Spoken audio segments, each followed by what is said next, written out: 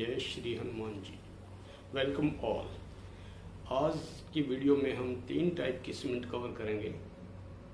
पहली टाइप है air एंटेड cement, second है वाइट एंड कलर्ड सीमेंट और थर्ड है लो हीट सीमेंट। तो सबसे पहले एयर एंटेड सीमेंट।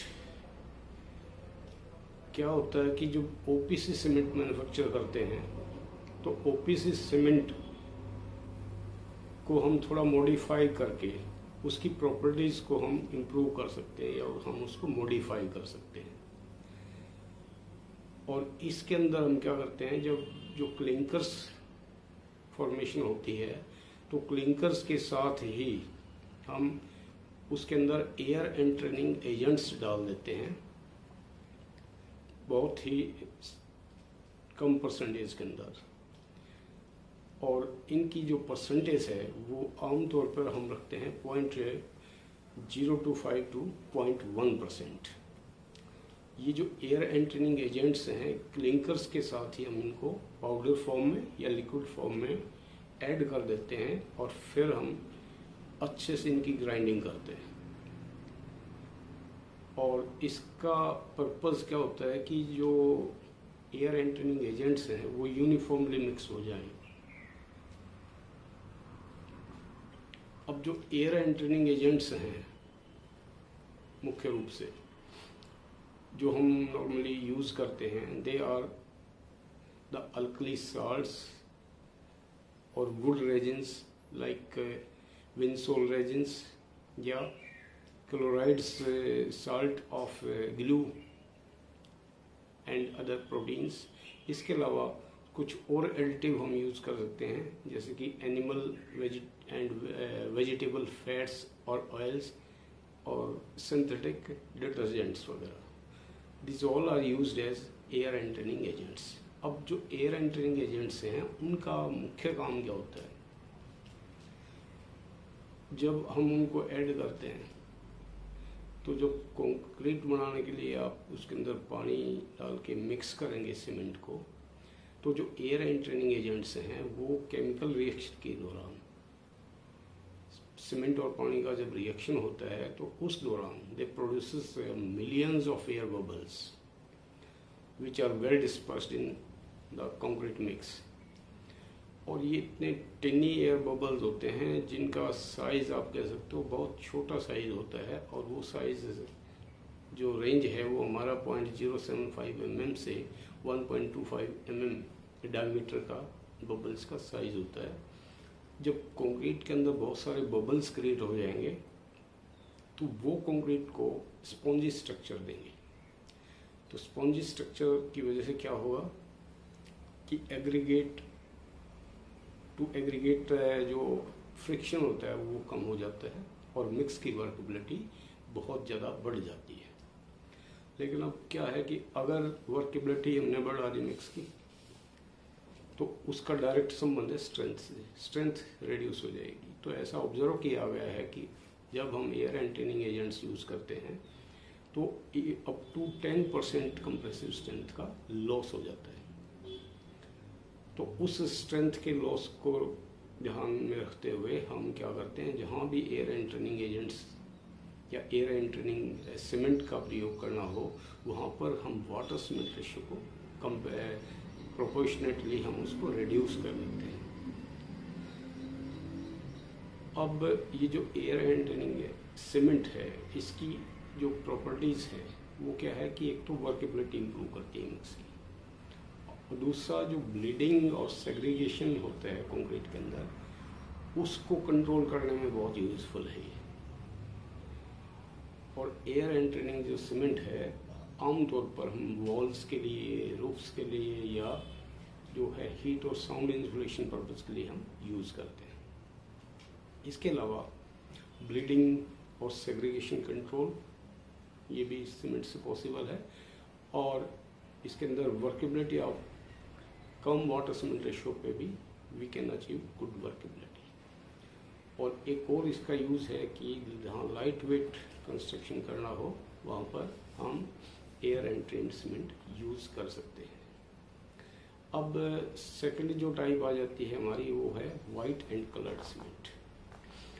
अब वाइट और कलर्ड सीमेंट के लिए क्या होता है, एक 2-3 चीज़ों का हमारे को ध्यान रखना होता है। वाइट और कलर्ड सीमेंट बनाने के लिए ये देखना पड़ेगा हमारे को कि जो ओपीसी के अंदर ग्रेस कलर है वो किस केमिकल कंस्टिट्यूएंट की वजह से। तो नॉर्मली सीमेंट मैन्युफैक्चरिंग में मैग्नीशियम ऑक्साइड है या आयरन ऑक्साइड है, उसकी वजह से उसके अंदर ग्रेनिश ग्रे कलर सीमेंट का होता है।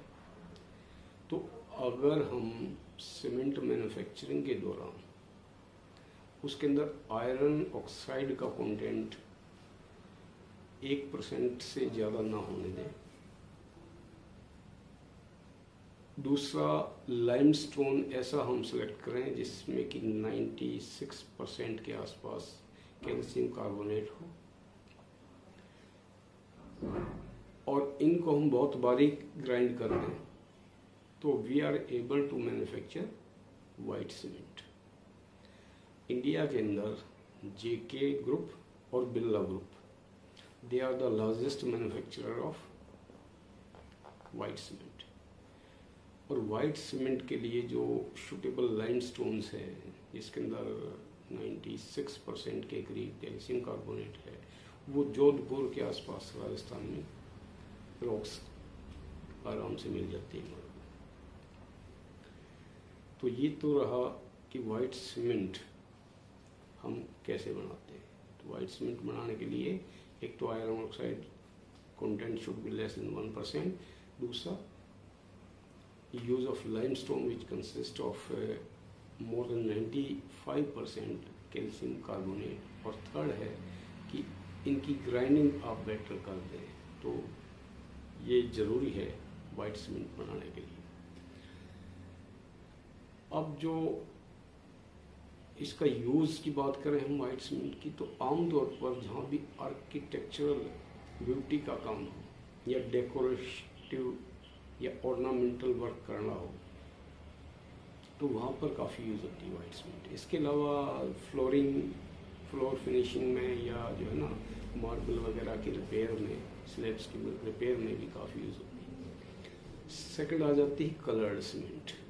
अब कलर्ड सीमेंट बनाने का भी वही प्रोसीजर है कि ओपीसी सीमेंट की मैन्युफैक्चरिंग के दौरान क्लिंकर्स जब फॉर्मेशन होती है, क्लिंकर्स के साथ ही हम उसके अंदर जो भी कलर बनाना हो उसी कलर का पिगमेंट डाल देते हैं, और इनकी जो परसेंटेज है वो हम रखते हैं 5 to 10% के आसपास।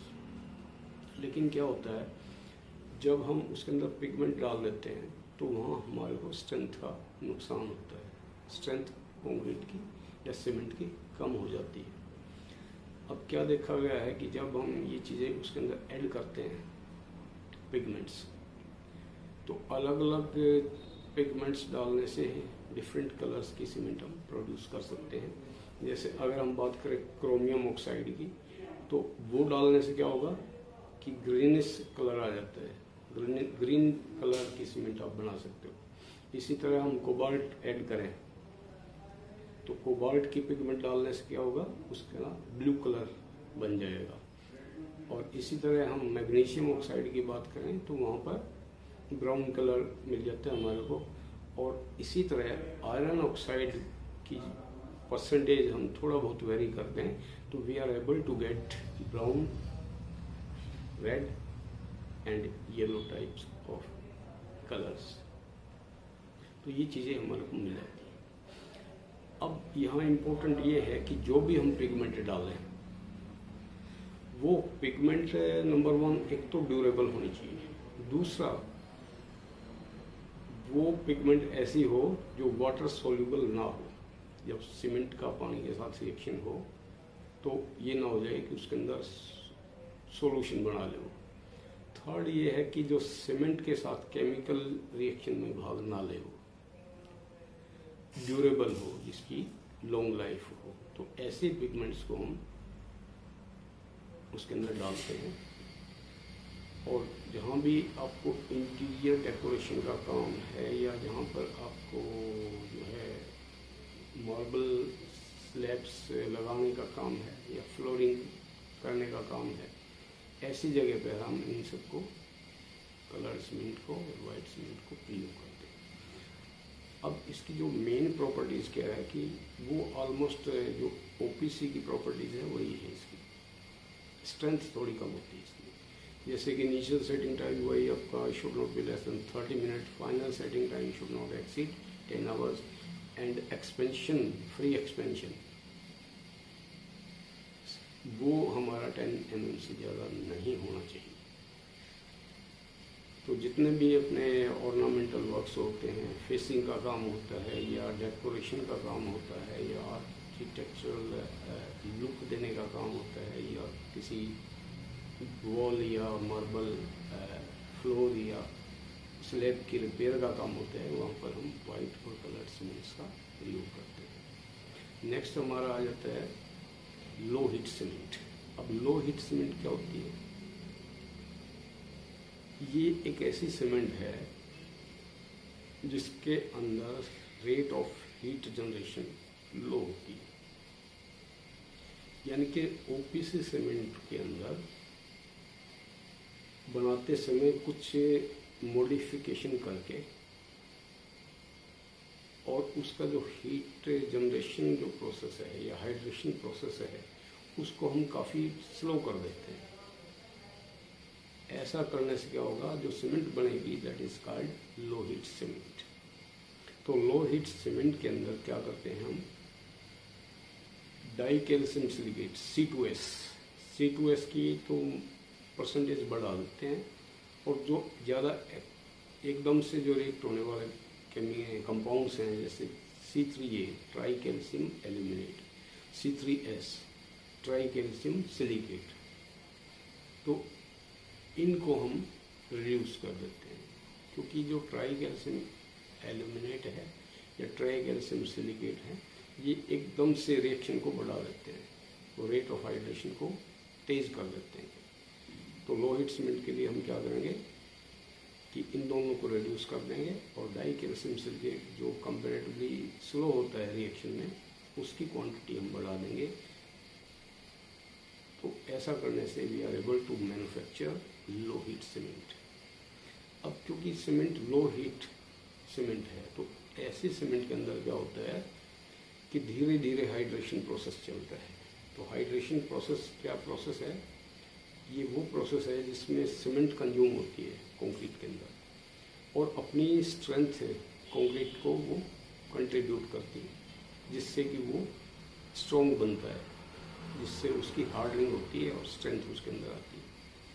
तो इस सीमेंट के अंदर मेन जो हमारे को फ़ायदा क्या होता है कि एक तो इसके अंदर जो ना हेयर क्रैक्स आने की संभावना कम होती है, क्योंकि इसके अंदर हीट ऑफ हाइड्रेशन बहुत ही स्लो रेट से चलती है। दूसरा फ़ायदा क्या है कि इसके अंदर जो मास कंक्रीट स्ट्रक्चर्स हैं जहाँ पर लार्ज क्वांटिटी ऑफ कंक्रीटिंग की आपको जरूरत होती है, ऐसे स्ट्रक्चर के अंदर ये हमारी रिक्वायरमेंट है कि जो स्ट्रक्चर है उसके अंदर स्लो रेट से हाइड्रेशन चले और वो स्ट्रक्चर इम्परमिएबल हो, मतलब उनकी ड्यूरेबल स्ट्रक्चर हों, वाटर टाइट स्ट्रक्चर हो।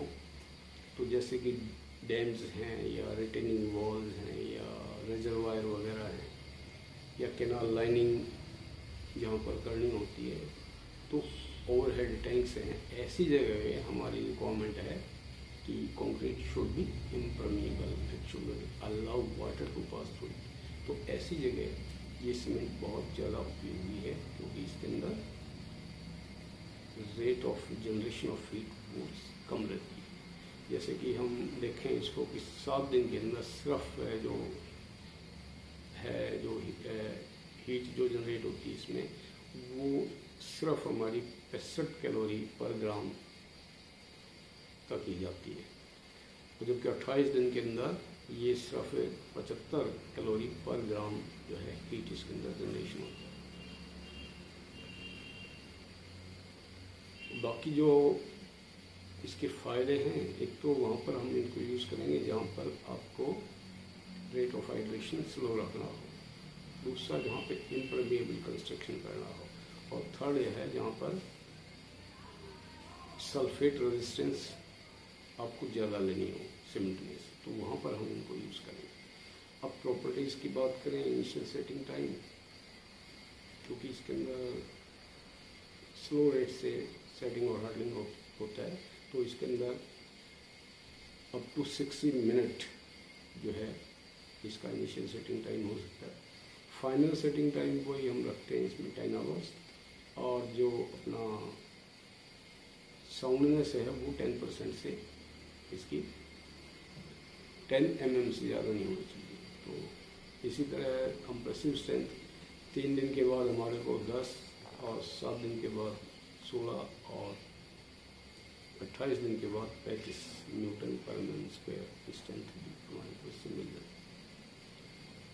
तो यहाँ हम देखते हैं कि 3 दिन में हमारी बहुत कम स्ट्रेंथ है इसकी, because the cement is low heat cement, और 28 दिन में हमारे को अच्छी स्ट्रेंथ मिली है, 35 न्यूटन पर mm स्क्वायर मिली है। That means the ultimate strength ज़्यादा होती है इसकी। तो जहाँ भी इस टाइप का काम हो, डैम्स बनाने का काम है, रिजर्वायर्स का काम है, या अपना रोड्स ब्रिजेस का काम है, जहाँ भी इस टाइप का काम है वहाँ पर this cement is a better cement, this cement is a good cement. That's all in today video. अगले वीडियो में हम कुछ और सीमेंट्स को लेंगे, उनकी प्रॉपर्टीज